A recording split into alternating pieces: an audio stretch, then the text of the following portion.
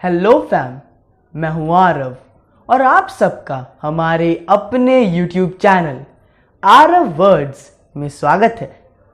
क्या आपने कभी सोचा है कि क्या होता अगर जहांगीर ने ईस्ट इंडिया कंपनी को कभी इंडिया में ट्रेड करने की परमिशन ही ना दी होती तो?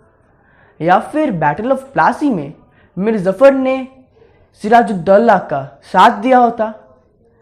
या फिर किसी भी कारण से ब्रिटिश रूल जो कि 200 सालों के लिए चला था इंडिया में कभी स्टार्ट ही ना होता तो इसके प्रोज और कॉन्स क्या होते?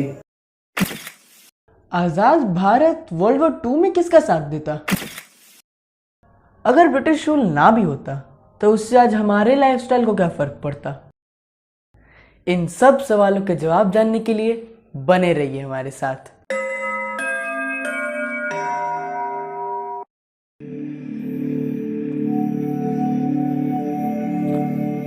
तो दोस्तों, ये तो आपको भी पता है और हमें भी कि पहले भारत को सोने की चिड़िया कहा जाता था।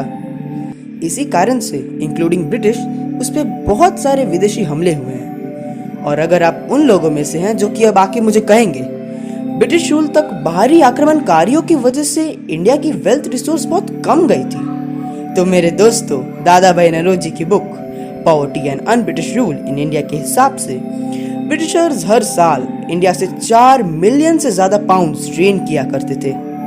कुल मिला के अगर भारत में ब्रिटिश रूल कभी होता ही नहीं तो उनकी इतनी खराब इकोनॉमिक कंडीशन कभी नहीं होती और ना ही हम कभी थर्ड वर्ल्ड कंट्री कहे जाते।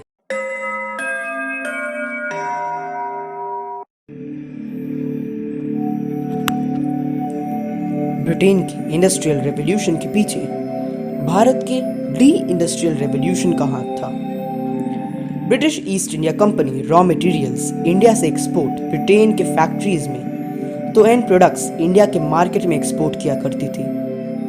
इन चीप मेड मशीन प्रोडक्ट्स के सामने हैंडमेड इंडियन प्रोडक्ट्स टिक ही नहीं सकते थे। As a result Bharat faced a wide spread of poverty and unemployment. कुल मिला के ब्रिटिश रूल के बिना भारत दुनिया का सबसे बड़ा टेक्सटाइल एक्सपोर्टर बन सकता था। बिना ब्रिटिश रूल के वर्ल्ड वॉर 2 में भारत किसका साथ देता? क्या वो अभी भी जर्मनी और जापान का साथ देता?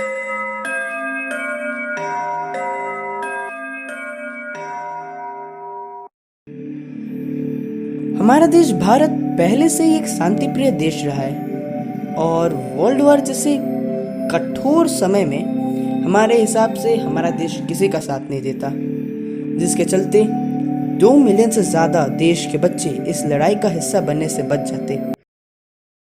जैसे हर सिक्के के 2 पहलू होते हैं, इस कहानी का एक और पहलू है। और इतने क्रूशियल टॉपिक पे कुछ भी कमेंट करने के पहले चलिए इस कहानी के दूसरे पहलू को साथ में मिलके समझते हैं।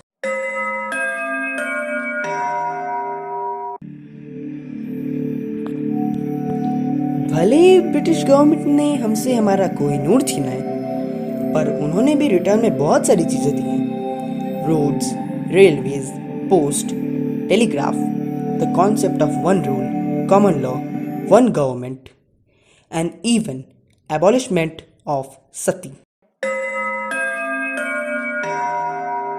ब्रिटिश रूल के पहले इंडिया में एम्पायर्स और किंगडम्स का राज था और ब्रिटिशर्स ने ही पार्लियामेंट इलेक्शन को 1861 इंडियन काउंसिल एक्ट के द्वारा इंट्रोड्यूस किया था। भले ही उन्होंने ज़्यादातर सारी ही रिस्पॉन्सिबिलिटीज़ अपने खुद के कंधे रखी, पर आज के हमारे डेमोक्रेसी के फॉर्मेशन में ब्रिटिशर्स का बहुत बड़ा हाथ था, वरना हम लोग शायद आज भी मोनार्की सिस्टम ही फॉलो कर रहे होते। यदि उस समय किसी कारणवश ब्रिटिश रूल ना भी होता तो उससे आज हमें क्या फर्क पड़ता?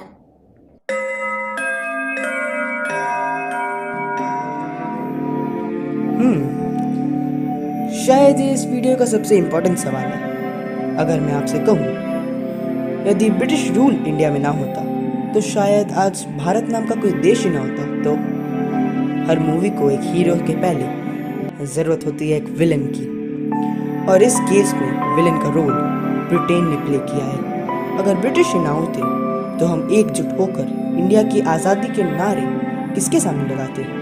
और कारणवश आज भी इंडिया किसी बाहरी शक्ति या फिर राजाओं के राज में होता है। या फिर आज जाति, धर्म, लोकेशन के नाम पे हम 40 से 50 टुकड़ों में बट चुके होते।